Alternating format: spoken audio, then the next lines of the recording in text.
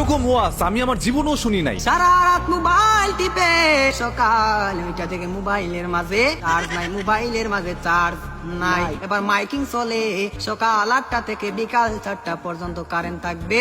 এবার টেনশন আছে না নাই, সারাদিন কারেন্ট থাকবে না।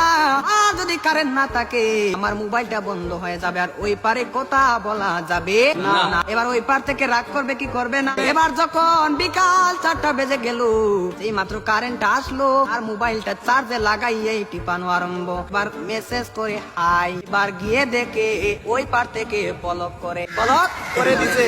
এবার ছেলেটা তো টেনশনে আছে, আরে ব্লক করে দিল, আমার দেনে তো ভালোবাসা কোথায় গেল। এবার 2 দিন পরে ব্লকটা খুললো, 2 দিন পরে ব্লকটা খুললো। এই 2 দিনের মাঝে ছেলেটার আরেকটা হয়ে গেছে, আরেকটা হয়ে গেছে। এবার মেয়েটা বলে তোমার সাথে আমি পালিয়ে যাব, আমাদের বাড়িতে মানবে না, চলো আমরা পালিয়ে যাই। আমি রাগ করেছিলাম, আমার রাগ তুমি কেন ভাঙ্গাও না। আর ছেলেটা রাগ কি ভাঙ্গাবে, এই 2 দিনের মাঝে আর একটা কপালের মাঝে জুইটা গেছে।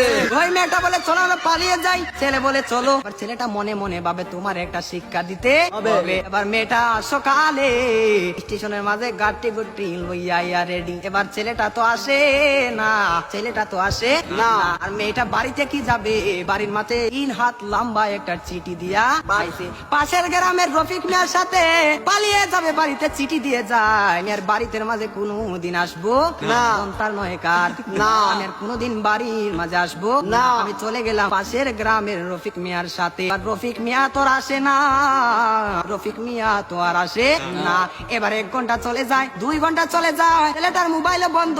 মেয়েটা তো আর বুঝার বাকি হলো না, আমাকে চলে গেল ছাড়িয়ে, আমাকে ফাঁকি দিল, এখন তো মরা ছাড়া কোনো উপায় নেই। পরের দিন সকালে মাইকের মাঝে আওয়াজ শোনা যায়, সকলে পড়ি ইন্না লিল্লাহি ওয়া ইন্না ইলাইহি রাজিউন।